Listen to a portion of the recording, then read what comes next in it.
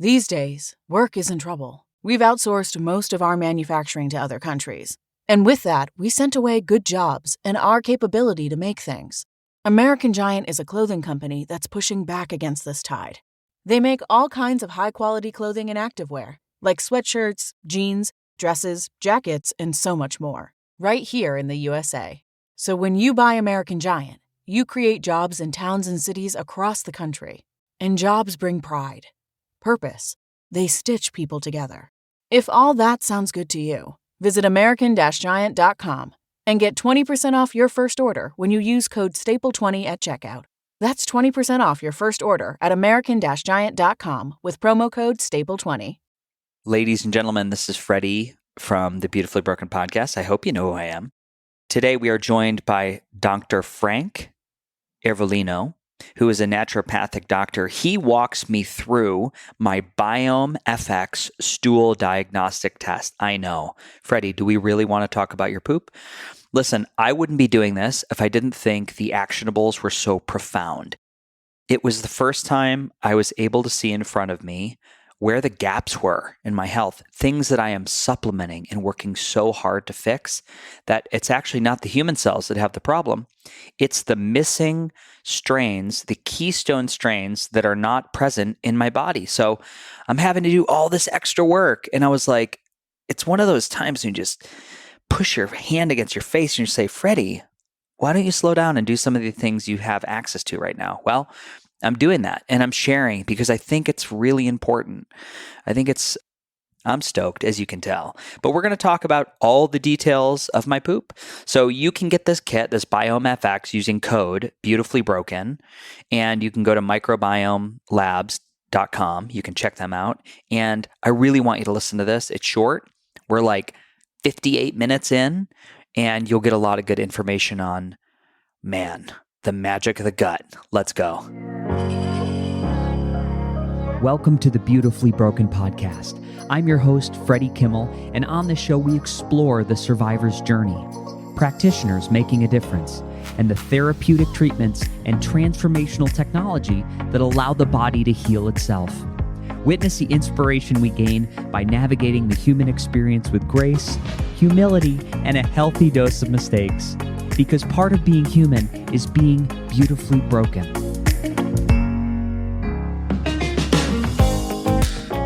All right, ladies and gentlemen, welcome to the Beautifully Broken podcast. We're here with Dr. Frank Ervolino. Ervolino. Yeah. Did you think I was going to get it wrong? You saw me pause.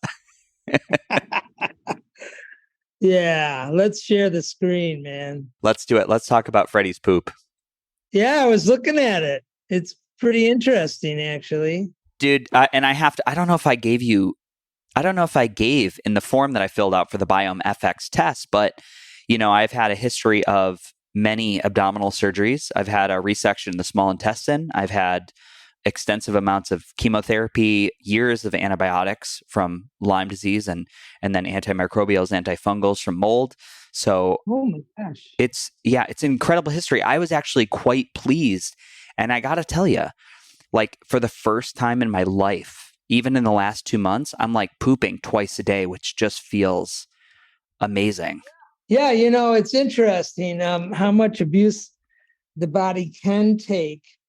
And if you just clear up a couple of things, the body will take over the rest. I mean, some people are Band-Aid conscious. They want a Band-Aid for everything. Yeah. But I've been practicing for 30 years and I've been in heavy clinical practice in a hospital setting, private patient, low-cost clinics. So, you get to see what the body can do and what it can't do. I will tell you that I'm 71 myself. You look amazing. Well, thank you. And at age 29, they told me I was going to get, my colon was full of polyps and that they needed to take a part of it out next week. And of course, I was living in Seattle. I put my jeans back on. I said, heck with you guys. And I walked out. And I remember the last thing the doctor said to me, he said, first of all, you'll die from colon cancer at the age of 54. I don't know why he picked that random number. Second thing he said as I was getting in the elevator was, don't drink much beer or Coca-Cola. And I remembered those words, and now I'm 71. Nobody's ever played with my colon. The last time I had a colonoscopy, it was clean, where he said it was full of polyps, so, the body can heal itself. And what we're going to do is we're going to show you a way to get a game plan for your colonic health. Yeah. So, Beautiful. And yeah, there's some things, I'll let you go with the report, but there are some things on there that I know I've always been high in the Klebsiella pneumoniae. There's a couple things that have been very consistent to me. And at times I'd had people say this could be the driver of, joint pain that I experience once in a while, yada, yada, yada, that these things can migrate outside the gut and cause an immune response. But anyways, I'll let you walk through this. And if you could, Frank, if you could go through, and when we're calling things out, we can almost speak like we'll make the assumption that people are not watching this on video, that they're actually listening. Sure, I can do that. I've done a lot of these myself. So first of all, let me do a shout out to Quran and to Microbiome Labs, because I've been dealing with this stuff for 30 years. And, I've been 25 years as a supplement formulator. I'm a naturopath. I'm an acupuncturist. I had a clinic in a major hospital. I have a low-cost clinic with about 10,000 patients. I mean, I was at a medical conference for cancer, and I ran into Quran when this was all starting. And we didn't have these tools. There are other tests that say they're like this, but they're not. And when Quran came around with the tool set and the spore-based probiotics, I said, finally, I've got some tools that I can use to get people's guts better. And I didn't start working for Microbiome Labs right away. I started using the products and everything in my low-cost clinic. And then when the offer came, I said, let's go. Yeah. Let's rock. So what I'm going to do is, given your history, first of all, I'm going to say a lot of stuff, and I'm going to be very firm in my opinion, but I'm not God. I can be wrong, but I'm a scientist before I'm a doctor. This is an evolutionary process. We're learning new things every week. So I'm looking at your report summary page for test 200014. And there's this index value that's given that's made up of the 4 index scores: alpha diversity, beta diversity, resistome occurrence index, and pathogen control index. Your index score, given your history, it could be looked at as pretty good. But in the general scheme of things, 27.66 is about the bottom range of the average American. And by average American, and I'm talking about the microbiome, the average American eats 3 times a day and has a stressful life. And when they eat 3 times a day, they actually eat to the pancreas 6 times a day. So they eat a breakfast, they hate their job, and they're falling asleep. So they have a mid-morning coffee with some sort of insulin stimulating, whether it's milk or sugar. And then they go to lunch. And then about 3 o'clock, they start falling asleep again. So they have a snack or another beverage. It gives them time for a break. And then they come home and they eat dinner, and then they watch streaming TV and they have a late night snack. The pancreas says you ate 6 times a day, not 3. Understood. So that's the average American. And they lead a stressful lifestyle. Yeah. Because the demands of a normal lifestyle are different than they were 30 years ago. Mm-hmm. So let's look at the indexes that make up your index score, which is 27.66 out of 40. That's the bottom range, in my experience, of a normal standard American index value. And I know that you're smirking because you say, I've done a lot for my health. Why am I at the bottom range? But let's show you some great reasons. Well, what I'm trying to do in my head is to look at this number and not feel like an overwhelming amount of shame. What I'm trying to do is look at this number and say, how exciting that I have, so as good as I feel today, how much more I can get. So I'm excited, Frank. How much more you can do from this point out. Yeah. Your first index is called alpha diversity, strictly quantitative. All it does is count numbers. And by counting the numbers, it says you have an 8.03 score. That's actually a pretty good score. I'll show you. You have 222 species living in your gut. That's at our upper range of health. Love it. And that's why it's 8.03. But let's look at another score. Let's look at the beta diversity. That's a qualitative. How good are things? And this takes your gut microbiome and it compares it to our healthiest microbiomes in our large data set. And those healthy microbiomes are not just numbers. They're also paired with incidence of disease, discomfort, quality of life. And we can say that your score is 7.33. I don't consider a person to have a score or to have a microbiome that resembles our healthiest microbiomes until they get to a score of 8. Great. This is not that. So I can say you have a lot of species living in your gut, but the quality needs to be improved. We got to improve quality. Yeah. And how much time do you want this to be? I would love 30 minutes is great. 30 minutes is tight. Let's go 60. Okay. So when you're looking at that beta diversity, you're looking at things like this. You're looking at what is the balance of the top 5 phylum, the Bacteroides, the Firmicutes, the Microbia, the Actinobacteria, Proteobacteria. Those are large bacterial group names that figure prominently in your gut. Mm-hmm. And you could say, well, this looks pretty good. I'll explain this page 17 a little later. But you also are looking at, there's 4 different ways you can get dysbiosis here. And one way is you can get dysbiosis in the large phylum on page 17, those 5 names another way is you can have dysbiosis.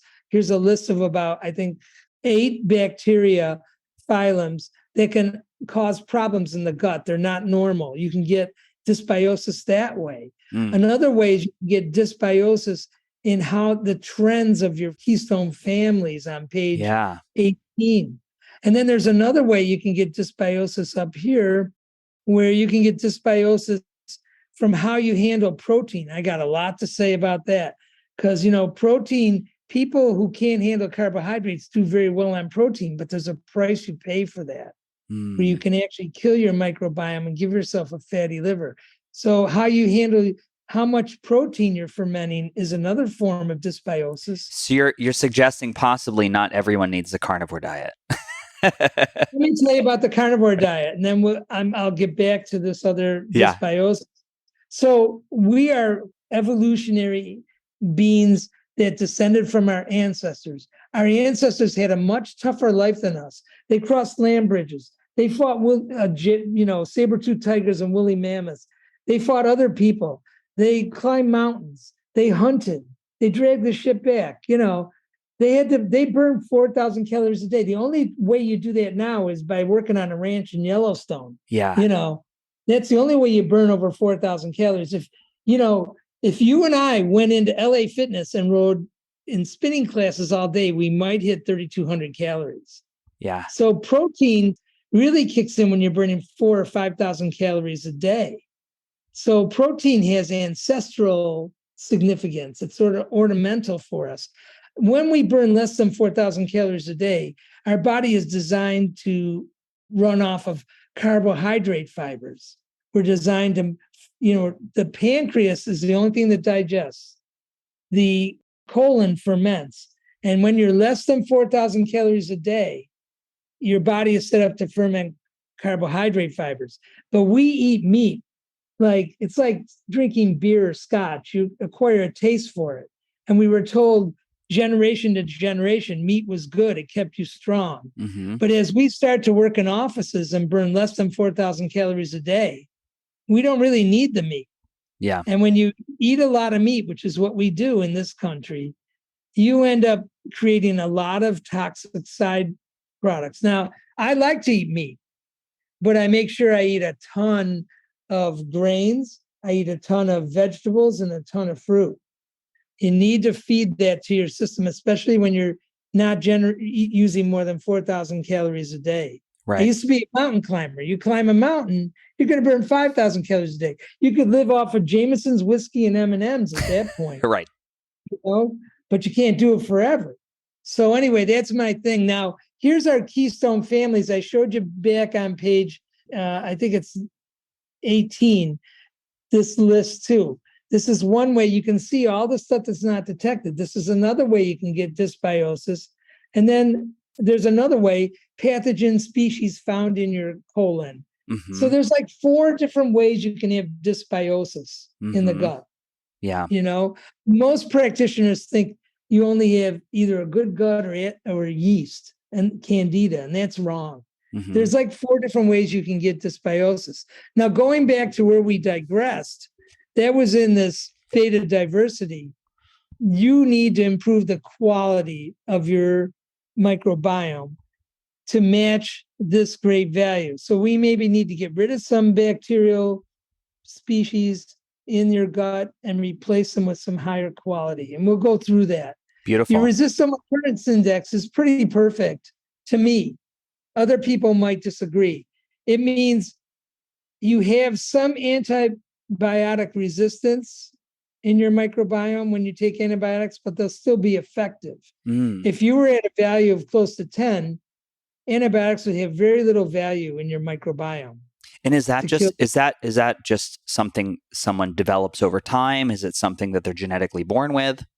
No, you pretty much develop it over time. Now, if you have what you're born with, which is something down around 4, when you take antibiotics, they're going to be effective, but you're going to poke a huge hole in your microbiome. And then the pathogen control index comes into play.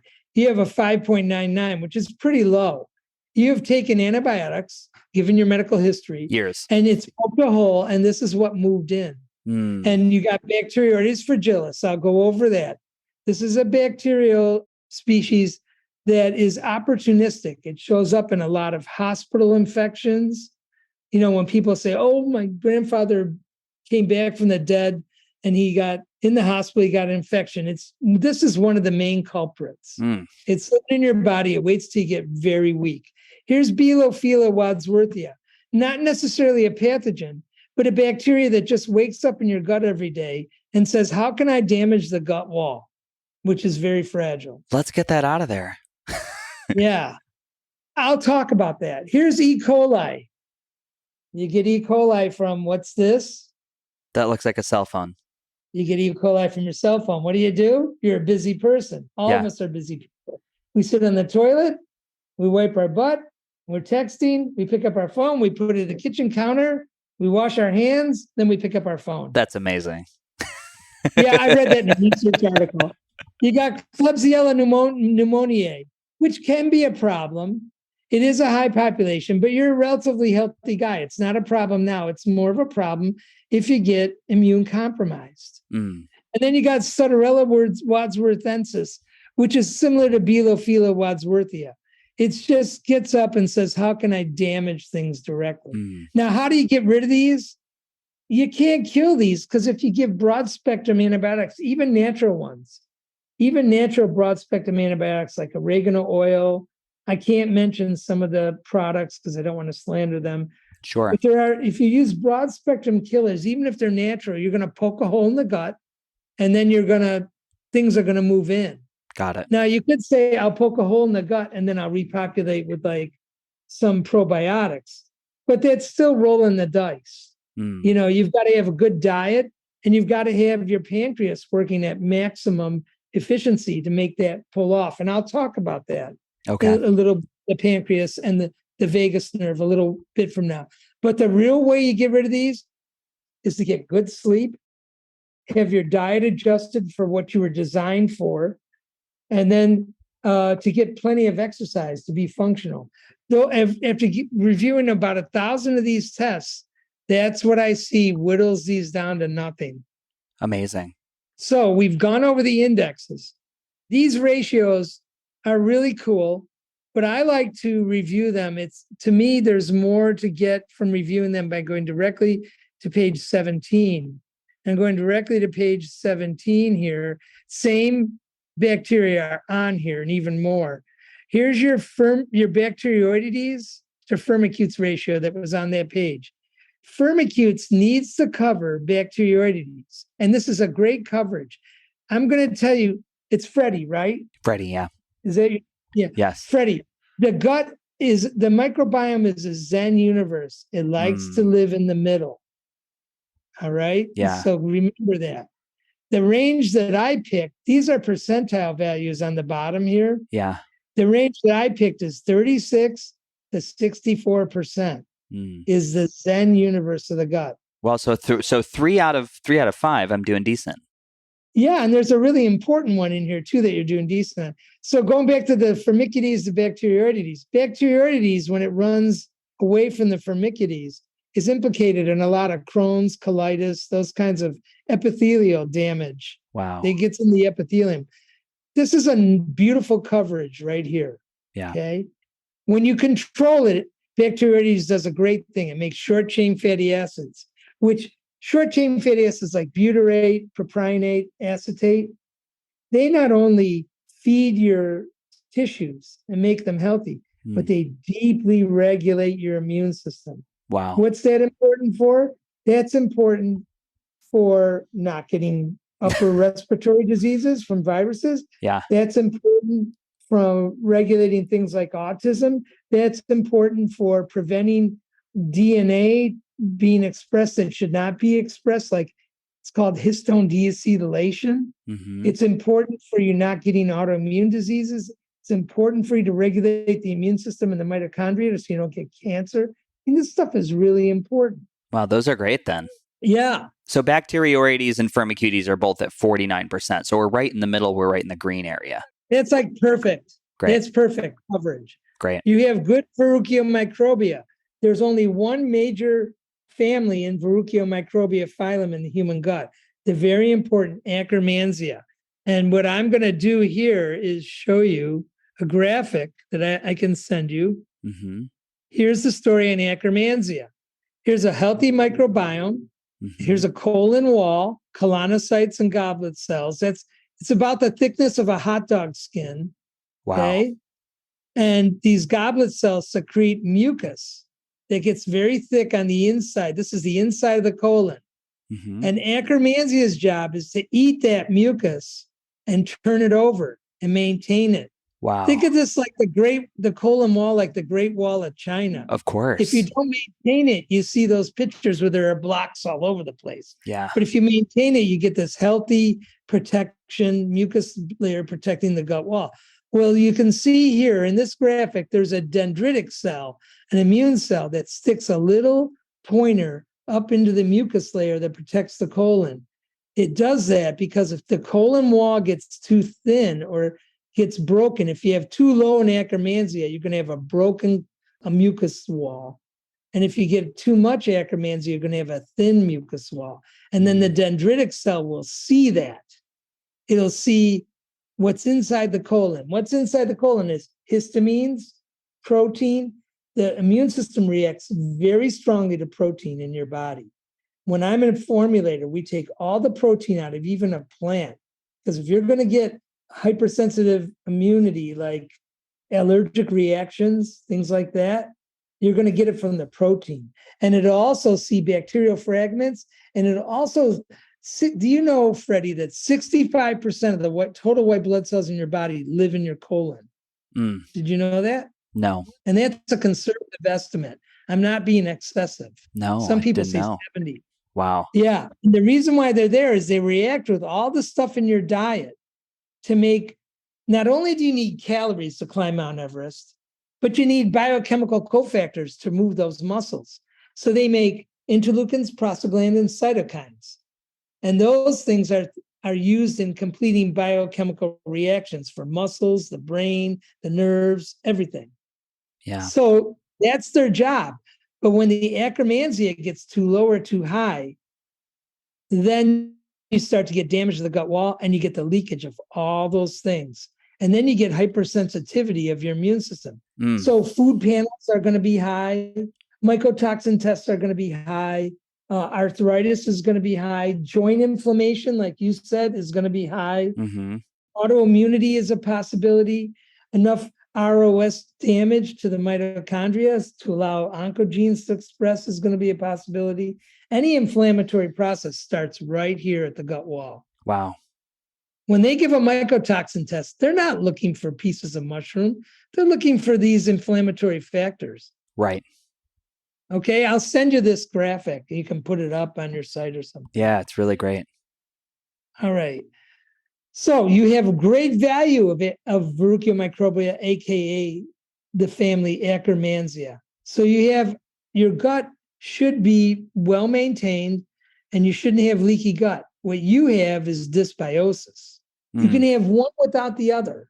Mm-hmm. They don't go hand in hand. Yeah. Now, going down here, you have very low actinobacteria. Its job is to control proteobacteria. Mm. When you have proteobacteria, you could have a lot of histamine generation. Now, there is a possibility that you could have good Verruca microbia and still have a leaky gut if there's a lot of activity. We'll take a look at that. Okay. Mm-hmm. Great. So that is what instead of that page up here, I think it's page 5, Mm-hmm. page 7, I go down to page 17 and look. That's what I just explained to you. Yeah. So here's your Keystone families on page 8 of this test. Now, I just ordered the Keystone strains from Microbiome Labs because I had a hunch at looking at this. It might be one of the products I want to reintroduce. Let's talk about it because Microbiome Labs is an outstanding product line, but we haven't developed it fully yet. There's like maybe one other thing that you might need, in doing this. And plus I'll talk to you, you have to put the upper level maybe other people say no, but I say you have to get the upper level, the first level of digestion harmonized in order to get the most out of the probiotics. The colon is the second level. Yeah. Up above the colon is the vagus nerve talking to the hypothalamus, Mm-hmm. which regulates stomach acid, Yes. regulates pyloric valve emptying, regulates precision excretion of bile Mm-hmm. and digestive enzymes. And then most importantly, starts peristalsis of the small intestine. If you want to talk about SIBO, you got to get the vagus nerve going. Yeah. Because that prevents SIBO. As long as you got peristalsis of the small intestine, can't get SIBO. And that's the thing for me. If I eat the wrong type of, it's gotten so much better, but if I eat the wrong type of carb or I've had the wrong food, I'll be like trumpeting gas for and it's like 45 minutes to not too long after I've eaten. So I can definitely feel fermentation in that small bowel. And it's just, I've regulated that by not eating the foods that would ignite that excessive gas. Well, there's some good foods in that list and some bad foods. When you restructure the microbiome, you're able to eat the good foods. Yeah. You're able to eat the complex carbs. Yep. When people tell me, oh, I eat protein because when I eat carbs, I feel so bad. I go, you're supposed to eat those carbs. Your gut can't handle them. Once we get your microbiome straightened out, you can eat those carbs and the protein will catch up with you in about 5 years. The people that were the test subjects for that were a lot of weightlifters. Weightlifters not only ate mostly protein for muscle mass, Mm-hmm. but they also took high amounts of taurine.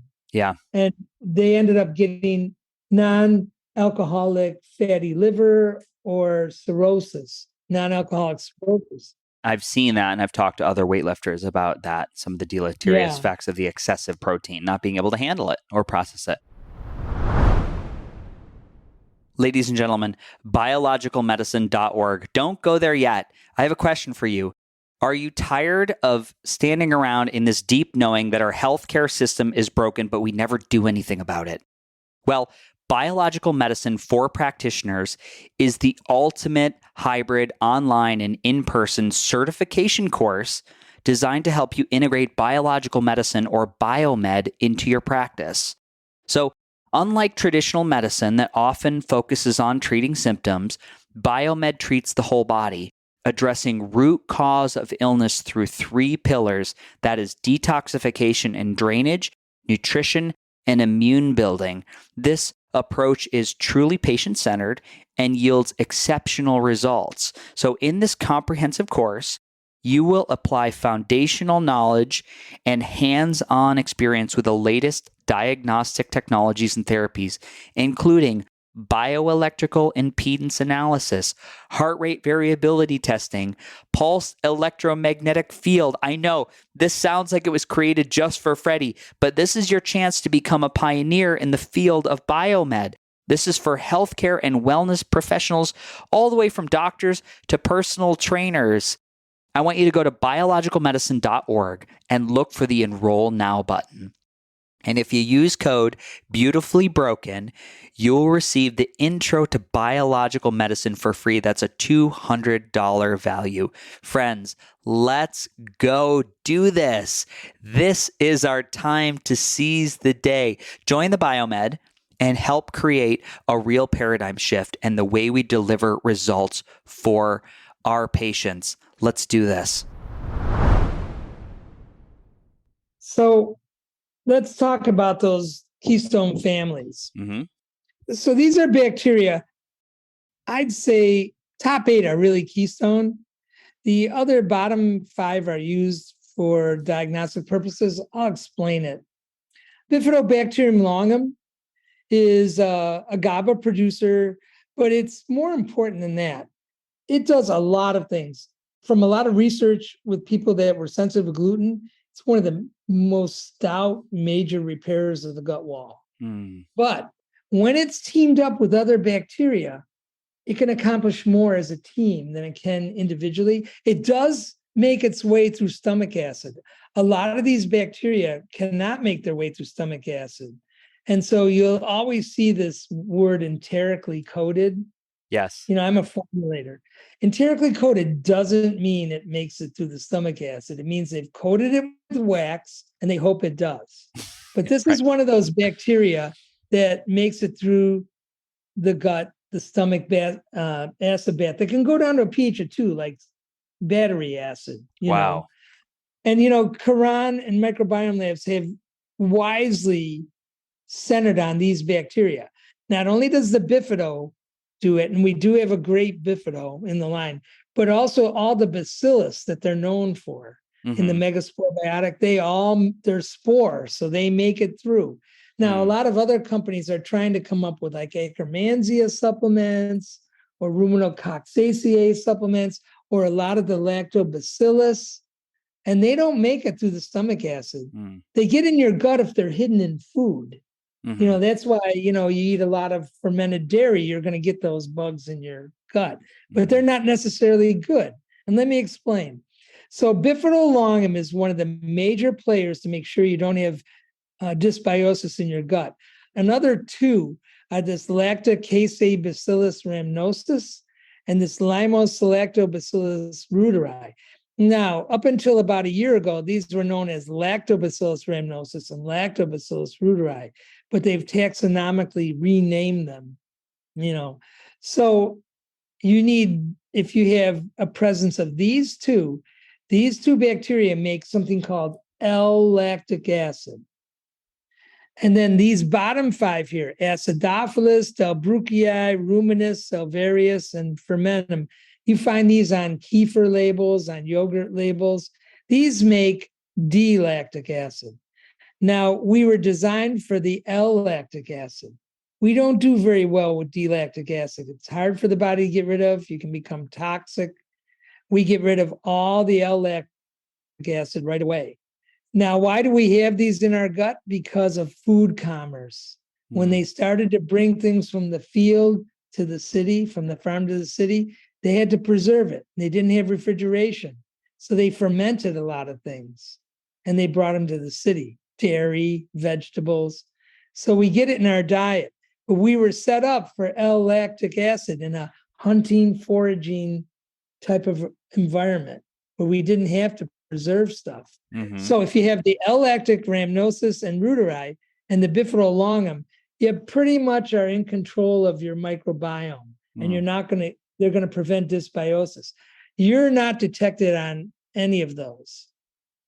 So that means dysbiosis can occur. You don't have strict control of your colon. Now, let me explain these other ones. Bifidodolacentis is a good thing to have in your gut. It's an acetate producer. It survives stomach acid as well. It's a bifido. This Faecilibacterium prosnitzii, hard thing to say, could say Faecalibacterium prosnitzii, you know, choose your pronunciation. You have quite a bit of that. This is a bacteria that produces butyrate, but it does it by consuming another fatty acid, converting another fatty acid, acetate. It's okay, but it's usually the sign to me of a weak gut that has taken on to plan B to make butyrate, which is the most important fatty acid, short-chain fatty acid. And then you have ruminococcus bromide, which is a cellulose degrader, which means, you need a little more of this to handle the carbs in your diet. And then you have Rosaburia intestinalis. You have a small population of this, significant. This also makes butyrate out of acetate, but it also generates, along with proteobacteria, quite a bit of histamines in your gut. And then you have Bacterium rectale, which is a great butyrate producer. And it's got a little side story. It likes coffee. Just a little side story, not significant.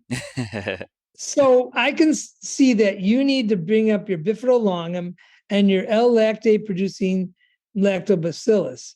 And this is one of the probiotics that we do not have in the microbiome line, but I do supplement it. Like there's rhamnosus, there's reuteri, there's grasseri, planteri. Those are all lactobacillus that make L-lactic acid. So does bifidolongum, and so does the bacillus in Megaspore biotic. They all make L-lactic acid, which is a sign that that's the way your body should run. Mm-hmm. So we've got some restructuring to do. Let's look at the way you handle carbohydrate fibers, called saccharolytic fermentation, to make short-chain fatty acids, which I'll do a quick rundown again. Short-chain fatty acids feed your tissues. They deeply regulate your immune system. And that's why I think a lot of people get those SARS viruses. They also regulate your immune system as far as neurological function. The microbiome, 90% of the chatter is up to the brain from the microbiome. Yeah. Only 10% is down to regulate the digestive process. They regulate T cell metabolism. They regulate quite a bit. You have propionate, you have acetate, and butyrate, the three big short-chain fatty acids. You have great levels of butyrate. How much is being kicked in by those other bacteria that are converting acetate? We don't know, but this is a great level to have. Good for you. Awesome. You have a lot of propionate, a little too much propionate. You're in the 92nd percentile. Now, this doesn't really, in the knowledge base I know, the frontiers of what I know, this doesn't really figure much to you, but I wouldn't want to be a young woman who was trying to get pregnant and had this propionate level, because it does regulate the immune system through T cell differentiation. There's been some great research presented by Canadian RDs on the fact that women who had high propionate levels were like 60 to 70% more likely to have a child on the autistic spectrum.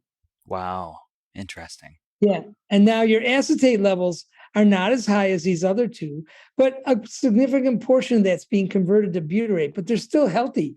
You're in the 63rd percentile. So you're making a lot of short-chain fatty acids. You're handling the saccharolytic great. But that's not the whole story. You've got quite a bit of lactate, that gets converted in a healthy microbiome over to short-chain fatty acids. We want to make sure that's happening. We want this a little lower. Okay. By restructuring your microbiome. Now, here's where the story gets a little sticky for you. Okay. I love it. This is the secondary, the backup for saccharolytic, proteolytic fermentation. This should be lower. You've got 67% polyamine production. That's high. You've got 99% of the population makes less creosol than you do. That's what that means. You've got 71% of the whole population has less ammonia than you do. And then 72% of the population has less hydrogen sulfide. Hydrogen sulfide is where a person can't lie to me about their diet. You only get sulfur to convert to hydrogen sulfide from your diet or from taurine if you're a weightlifter. And so this could be, is this where you would say this might be indicative of excessive protein? Yes. Let me list for you the top 10 things of sulfur, 10 foods that have sulfur. Seafood has a lot of sulfur. Meat, a lot of sulfur. Eggs, a lot of sulfur. Mm-hmm. Dairy, including cheese. Believe it or not, people don't think cheese is dairy. Nuts. And then it goes tea, coffee, onions, avocados, cruciferous vegetables. But concentrate on the first 1, 2, 3, 4, 5. Give me the first 5 again, and I'll tell you which ones are in there and which ones aren't. Seafood, meat, eggs, dairy, including cheese and nuts. So no nuts, no dairy, no eggs. It's really like grass-fed red meat and a little bit of seafood. And it's like cod, like once every 2 weeks. But just, you just got to think about it, how we eat. We eat the majority of our sulfur-containing foods at dinner. And we eat humongous portions. And then we go into protective immobilization, which is another name for sleep. We have no caloric demand at that time, yet we're eating foods that we should eat if we were going to climb Mount Everest. Right. Now, I will tell you, Frank, as of even since I did this test 2 months ago, like I've readjusted to wake at dawn, catch every single sunrise. I've been sleeping better. I've been doubling the steps I do every day, and I've been trying to eat 2 hours before the sun goes down. So more like a 5:30, 6 o'clock. But I will still agree with you. It's still probably my biggest meal is the last meal of the day. When do you eat your first meal? When I wake, I have a protein shake. Well, what time? I mean, time. 7:30, 8 o'clock, kind of when I wake up. I try to wake up and eat. All right, we'll talk about that later. I just needed that data. Mm-hmm. But what I'm saying is you're pumping a lot of sulfur into your diet. Mm-hmm. It could come from a protein shake or something. Mm-hmm. You're pumping a lot of sulfur into your diet. It's resulting in a lot of proteolytic fermentation, which is raising your ammonia levels to a level I wouldn't want to have. Mm-hmm. Your creosol levels are through the roof. This kills your microbiome directly. Mm. And then your polyamine levels, they're not freakishly high, but they're not where I'd want mine around 20%. Okay. And what the polyamines do is they interfere with triglyceride metabolism in your liver. Mm. So that's where people that are up around 80 or 90% can end up with a fatty liver. Well, I definitely have I trend towards high cholesterol. Yeah. Well, this can be a factor too. Mm-hmm. And then the other thing is they interfere with choline metabolism in your liver, which blocks methylation. Mm-hmm. And then the other thing that they do is they directly kill the microbiome. So you don't want these things. These are what protein eaters, low carb, high protein people, this is what does them in after 5 or 6 years. Mm. So what we have to do is maintain your saccharolytic, but you have to feed the furnace less, and we have to turn it off with the microbiome adjustment. Great. What's that look like? We will tell you. I got to go through a couple more things. Yeah. I'll go. Now, your GABA, GABA is a supplement. Yeah, I do. Modifies the neurotransmitter. But GABA is also made in the gut to be eaten by the gut. You get what's left over. Yeah. Your GABA is at 0. But look, you got some glutathione production going on there too. Mm-hmm. But it's still really low. Where does this come from? This comes from Keystone family imbalance. Some of these bacteria make it and some of them eat it.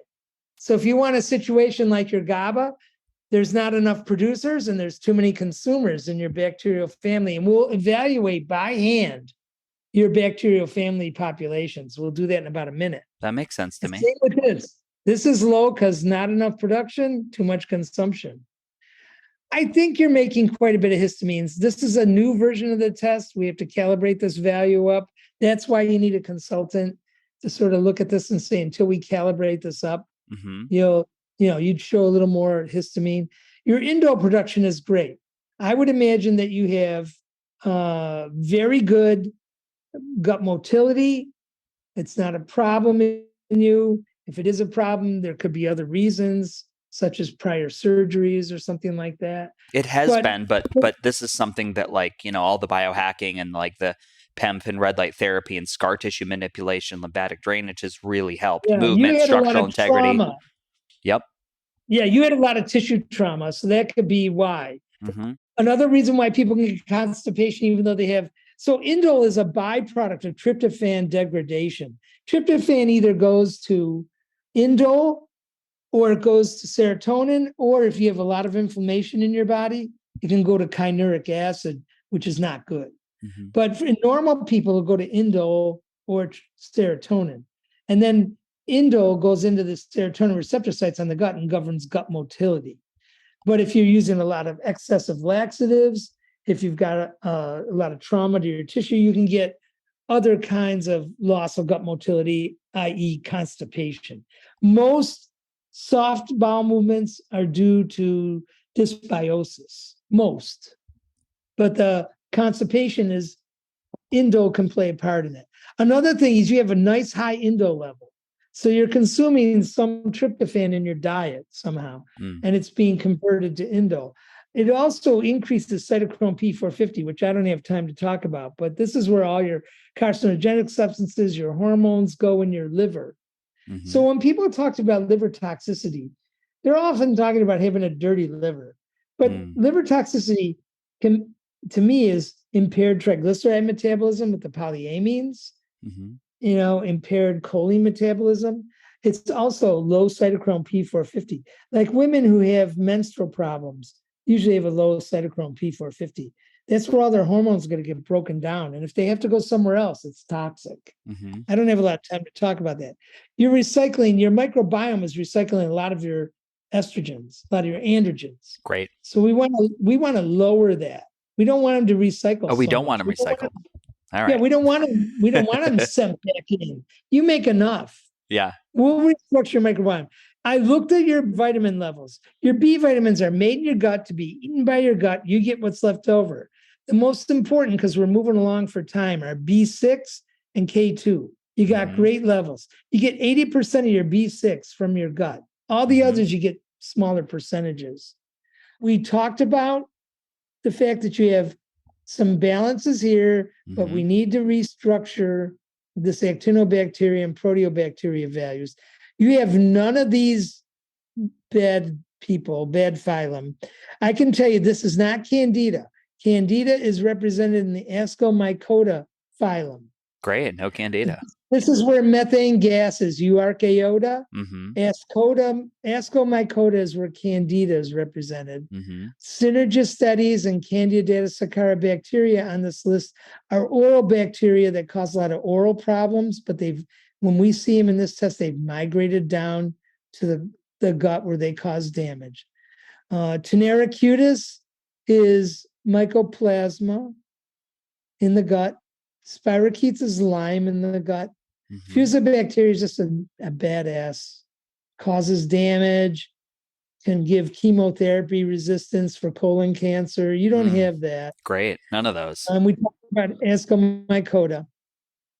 Here's your family, your Keystone family is listed with a percentile value. Remember I told you that in the Zen zone, it was 36 to 64% percentile value was the Zen zone right here on page 17, this green area. You can apply that value to these percentile columns and see where you're trending in bacterial families. So we're going to do it right now. I'm going to count those that are in the zone and then count the ones that are too high. And I'm going to give you a number. I can't do it on the podcast. I'm just going to calculate it. Yeah. So here's 1. I'm looking for your normal. They can hear this. 2, 3, 4, 5, 6, 7. You have 7 normal. Good for you. Okay. Amazing. Here's your highs. 1, 2, 3, 4 high. There might be more to this story. Here's your lows. 1, 2, that's below. 3, 4, 5, 6, 7. I don't count the bottom 2. They're bad. You don't want them in your gut. Sure. 7 low. And then we got to go down to this page. This page lists stuff that should be non-existent. Very small families in your gut. They should be in the dark corners. Nobody should even see them. And this page 19 of the test, additional observed families in your microbiome, shows at least 2 that are really up high and should not be around. So I'm going to add 2 to your high. So you have 6 bacterial keystone families that should not have a presence or should not be high. You have 7 normal and 7 low. So about 2/3 of your microbiome is either trending too high or too low. That's not good if you graft it out. Sure. So What causes that? Now we're going to start on your treatment plan. What causes that? Well, one of the main killers of your microbiome is your stress levels, how many times you eat, when you eat, do you eat too long in the day? That's why I asked you. You start at 7, you end at 5:36. That's about 10 to 11 hours of eating. Okay. So the gut is driven by the hypothalamus in the brain that has your biorhythms. From primitive times, your hypothalamus stimulates your vagus nerve, which governs the first level of your digestion on a sun up, sun down pattern. Your ancestors got up, walked out of their house, ate what was left for breakfast, and embarked upon either hunting, foraging, or defending themselves. And then they brought everything back and they butchered it and they processed it and they cooked a meal and they ate a huge dinner. They told stories around the fire and they went to bed. If you've ever been camping, you go to bed at 8:30. All right. They didn't have time for lunch, you know? Yeah. Lunch was a commercial addition. So the hypothalamus goes on a sun up, sundown pattern. If you eat too many times, you lose coordination with the hypothalamus, which means the vagus nerve is in catch up all the time. The vagus nerve drives the pancreas. The pancreas is in catch up all the time. You're sending an incompletely digested food bolus down to the colon. Colon doesn't like that. If you send an incompletely digested food bolus down to the colon that only ferments, some families are going to retreat, like 7 of yours. Some families are going to get high, and some families are going to stay in balance. So the first thing we're going to do for my treatment plan for you is regulate your vagus nerve. So this is like what multitasking looks like. I have one of my friends in a Flopresso, so it's a full body lymphatic drainage suit. Yeah. They're working lymphatics, and we're talking about poop. I do that all the time. So we're talking about regulation of the vagus nerve to start the first digestion. Yeah. So I talked about sun up, sundown eating, not practical for American society. Yes. But research has come through for us. And research has proven that there's a way to fool the hypothalamus into thinking you're doing this. Yes. And the Army even funded this original research and uses it. And it's called, 16-8, intermittent fasting.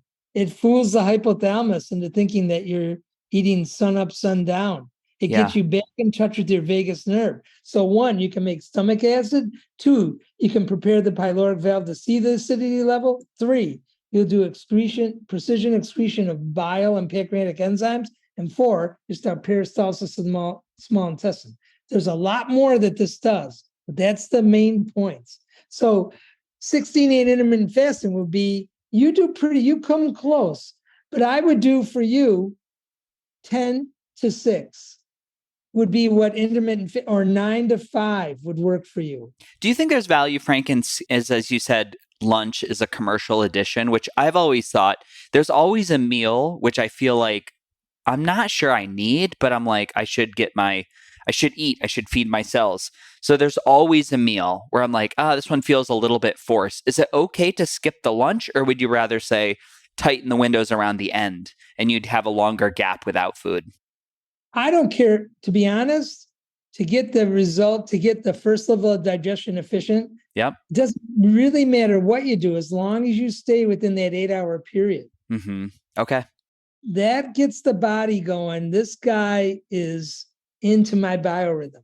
The hypothalamus is going, I sync with this guy. You can eat 3 times in that 8-hour period. Yeah. You can eat.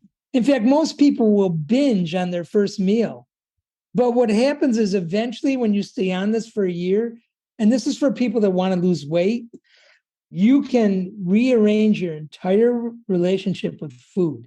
You are no longer eating for entertainment value. You're no longer eating according to rising and falling glucose levels. That's what drives the average American. Falling glucose, because when insulin comes out, sees the glucose in your meal and starts pushing into cells, then glucagon comes off and turns off the insulin. The insulin doesn't go away, it's just turned off. Yeah. And then, you get this 25-minute window before you're starting to use fat and protein for energy. And so you start to fall asleep. So people react and re-pump up. Wow. And then you get what the Army research found out was you get elevated insulin levels 24/7, 365 days a year, that causes a variety of additional diseases in humans. Of course. Yeah. So staying within an 8-hour period is the most important thing. And eventually you'll eat less because you'll get a new relationship with food. Like I used to eat a half a bag of corn chips and salsa. Now I'll eat like 10. And I'm like, okay, that's enough. You know? And I didn't set out to do that. Let me ask you about another version of that. I have other people who would do like the OMAD. They'll do the 1 meal a day, but they'll have their meal. It's spanned out over, 2.5, 3 hours in which there's some appetizers, some snacks, a main meal, some grazing, but they get their same caloric load in a much shorter window. Wouldn't it stand? Okay. That's the ideally, I don't know. There's chatter. Again, people have working theories that they say well, you can't let it's too much stress on your adrenal glands to go without food for that long and have this. No, that's wrong. That's wrong. I don't agree with it, but I've heard that chatter. Yeah. The thing is that like people who do the 1 meal, Mm-hmm. I mean, you got to look at their lifestyle. You got to look at, how they make a living, what kind of exercise they get, how they're living, all that comes into play. A lot of what I'm talking about is for the standard North American, They got to get in a job. They got to get in a car. They got to go on a highway, not stuff I like to do. They got to commute. They got to go to work. They got to sit in an office. It's, it looks like that program, The Office, there's there's all sorts of stressors built in. So what will work for the majority of people, is what I look for. The bell curve, not the extremities outside the bell curve, right.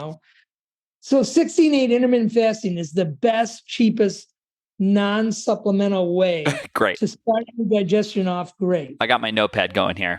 The next way you can hack the vagus nerve is directly through the bitter receptors on the tongue. You can use digestive bitters on the tongue, like an alcohol extract. And the plant that I like in my bitters, the most bitter plant in the plant world is gentian, Gentian. And it's the basis of most digestive bitters. These came from Europe, the European herbal tradition. And then another way to get into the vagus nerve is to use Chinese herb formulas. The Chinese have been working on this for 2,000 years. There's like 60 formulas for the digestion. There's digestive weakness with anxiety. There's digestive weakness with inflammation. They use the tongue and the pulse to diagnose, and they use the patient history. The basic formula that you would use for digestive improvement, Chinese herb formula, you can buy these on Amazon and everything. I mean, I know I'm talking on a podcast, is 4 gentlemen. The word 4 with the word gentleman, like gentle lady, gentleman, 4 gentlemen.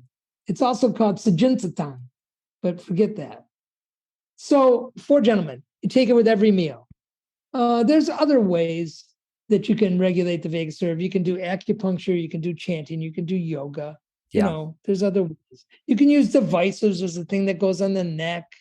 Oh, I literally have it over there. I have Flow Vibrate.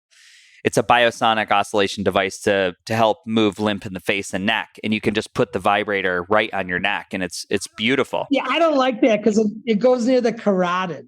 I don't like that. Well, it's soft. You don't push into the neck. You meet the skin. No, but I mean, there's all sorts of sensors for the carotid.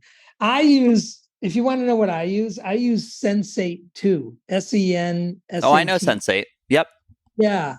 Sensate 2 works, I'll tell you. I mean, if I got to take a 30-minute nap before I go to my clinic, I wake up and don't even know where I am. So anyway, those are the ways that's my stage 1. I'll send you my 3-stage plan.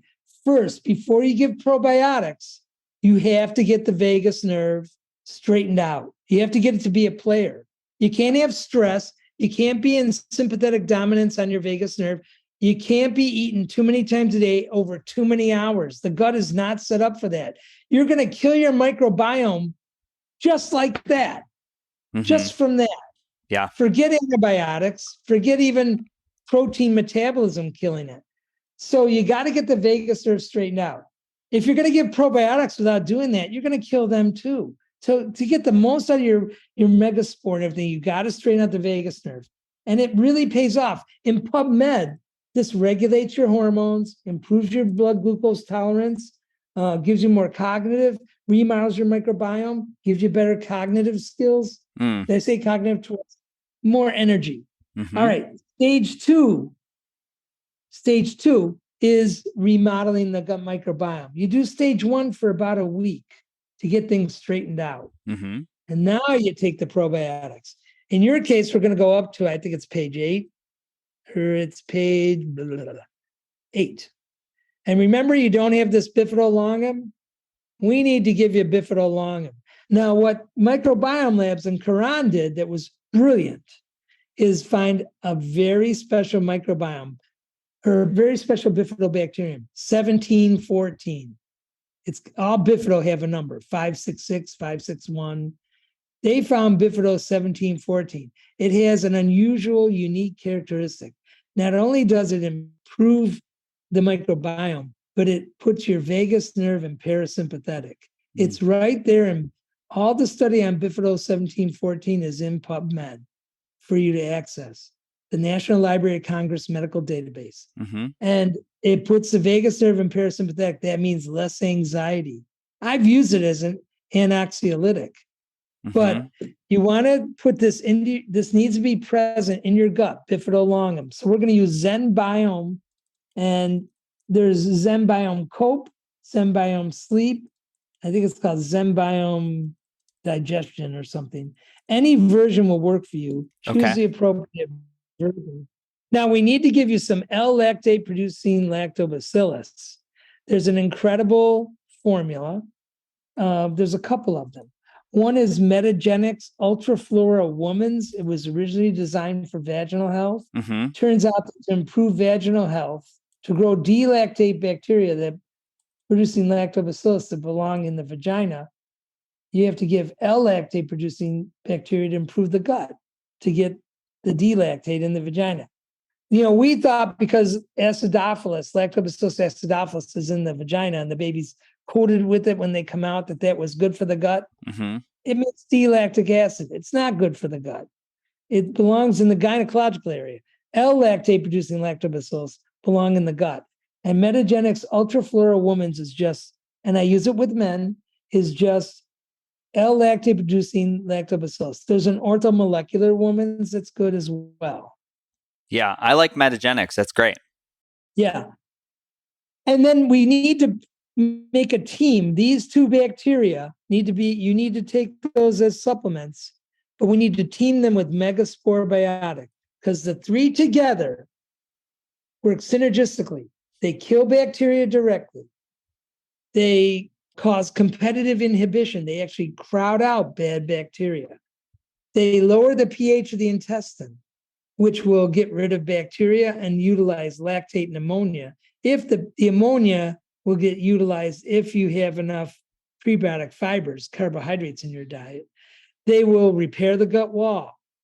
They will generate carotenoids and flavonoids to grow other things that aren't detected in your gut that you need to have. They will decrease histamine production in your gut. Synergistically, it's a very tight team. So I'll have you take Zen Biome, Metagenics Ultraflora Woman's, and Megaspore. Now, I know that for my patients, I want this to be easy compliance-wise. You can do whatever you want, Freddie. Yeah. But what I do is I dose these one each per day with food. Okay. I know that Megaspore has a really cool dosing schedule, but I don't want to lose my patients by giving them a lot of instructions. And this seems to work over hundreds of people. Yeah. So that's your stage 3, repopulate your gut microbiome to change a lot of things. The estrobolome value, to change maybe the way that you do the proteolytic fermentation versus saccharolytic. We're going to try and nudge things. You're not going to feed that proteolytic furnace as much as you're doing. But down here, we don't need to do anything with your Akkermansia. Now, if we wanted to make sure that you didn't have a leaky gut, we wouldn't grow more Akkermansia, but we might use a supplement that was produced by Microbiome Labs to make sure you have a great, thick mucosal barrier, Mm-hmm. and that is mega mucosa. Great. And you do that for about a month. Okay. You can add that to stage 2, which is the probiotic remodeling, or you can do it separate, but do that for about a month. I do stage 2, the 3 probiotics, for about 2 months before I'd start asking myself if I'm doing better. Now, you have a bunch of these bacteria here. If you wanted to do on page 6, pathogen species, if you wanted to do a little more banging on that drum, Mm-hmm. you might use there's some really cool products in the Megaspore Microbiome Labs line. I get confused with those two, that you can add for a little more killing power. You could add at least a bottle of HU58. Mm-hmm. That would add more of the killing bacillus. Mm-hmm. Or if you want to get really unique, you could add the new Megagenesis, which is a strain that used to exist in all of our microbiomes, but has disappeared except for this group of people living in relative isolation in New Guinea. And they cultured it out. It's called Limosolactis reuteri. And it was tested on the test and you had none. But it's a very ancient form of Limosolactis reuteri that generates a lot of reuterin, which goes after some of these bad bacteria on page 6. Perfect. So that's, I would, stage 1, stage 2, little modification of adding the mega mucosa to make sure you have a really good, thick mucosal barrier so you're not sharing with your immune system, all the stuff that goes on in your intestines. Mm-hmm. I would definitely do the dietary modification where I would especially at dinner, reduce these sulfur-containing foods. Okay. And start looking at them more as ancestral ornaments that we don't really need unless you're going to get into some sort of Bear Grylls stuff. And then, keep them within a 16-8 intermittent fast. Get on the emerging trend of research because you're in the biz. I'm in the biz. It's super exciting. It's exciting to have an actionable plan. It's nice to look at the numbers. Frank, how long before I should retest and when we should look at this again? I would retest if you're doing the dietary modifications. I would retest at 5 to 6 months. Oh, I'm hyper compliant, so I'm going to do it. Yeah, and look more for the retest is going to be validation of numbers, and you have to be hyper compliant to get the real results. Like people modify these plans, and then they go, "Well, how come? How come I don't have the numbers?" I go, "You modified it, And I'm not asking you to do a lot. I do it. I'm 72. I'm Italian. I love to cook. I can do it. Yeah. I just came to my family. I'm up in Canada, the family beach house, and they eat gluten like crazy. And I ate gluten for 2 nights, and I started feeling like I had asthma or something, Yeah. We get used to this stuff. We get used to eating stuff that's not good for us. We get used to eating a lot of protein at night. And we accommodate it. And then we wonder why down the line we got a butcher's bill to pay. Mm-hmm. Like I got to get my knees replaced. Right. Well, that's all from leaky gut. Yeah. People make excuses. I had an accident 40 years ago. That's why my hips are bad. No, they're not. Exactly. The hips are bad because 1, you lost functionality in your shoulder girdle and your hip girdle. So, your body's twisted. And 2nd, you got leaky gut contributing a ton of inflammation. Yeah. Frank, I'm super excited and I appreciate you going this deeply with me on this report. And again, it's just little adjustments for me. So I'm going to pull the trigger and we'll get going on this. All right, I'm going to send you a separate email with a contact number for text messaging and about 5 to 6 documents that support what I talked about. Yeah. So I love it. Yeah. Frank, thank you for the conversation. I'll talk to you about functional postural alignment therapy that we use with, I work for this other company that works with the NFL athletes and why people have bad hips, bad neck, with NFL guys. We don't send them to chiro. We give them exercises to pull their body back into alignment. Oh yeah, I'm very familiar. My friend is Alina is a Postural Restoration Institute. Well, my best friend is Peter Agoscu. So. Oh yeah, I know the Agoscu technique as well. Dr. Frank, thank you so much. I'm going to scoot, but we will talk soon. Yeah, call me again. I love to do this stuff. Awesome. I appreciate it. All right, take care, bud. Big love. Bye. I've become increasingly aware of the way environmental toxicity affects my body. Now, in the past, I've tested high for mercury, lead, cadmium, glyphosate, and mycotoxins from mold. Now, I know what you're thinking, that is a full bucket. And even worse than the list of toxins was the fatigue, the neuralgia, and the brain fog due to the burden on the system. So luckily, I was introduced to the Ion Cleanse Foot Bath by AMD at a wellness conference. The system uses both positive and negatively charged ions to help eliminate these harmful toxins from the body. So my N=1 experiment? After 4 months, I've watched most environmental toxicity fall by more than 30% through diagnostic testing. So for me, this is a win-win. The Ion Cleanse by AMD is a fan favorite of the podcast because it's safe, it's effective, and it's a non-invasive way to cleanse and purify the body. So as a special promotion, Ion Cleanse by AMD is offering a free 15-minute consult where you can explore your personal needs to see if this technology may be the right solution for you and your family. So schedule your free 15-minute phone consult by selecting the link in the show notes, my Instagram at FreddySetGo, or FreddySetGo.com. Friends, this is a heart-centered company, the support team is amazing, and they offer a 60-day, 100% money-back guarantee. That is zero risk for the customer. So if you're ready to purchase, visit www.amajordifference.com and mention the Beautifully Broken podcast as your referral source. Namaste.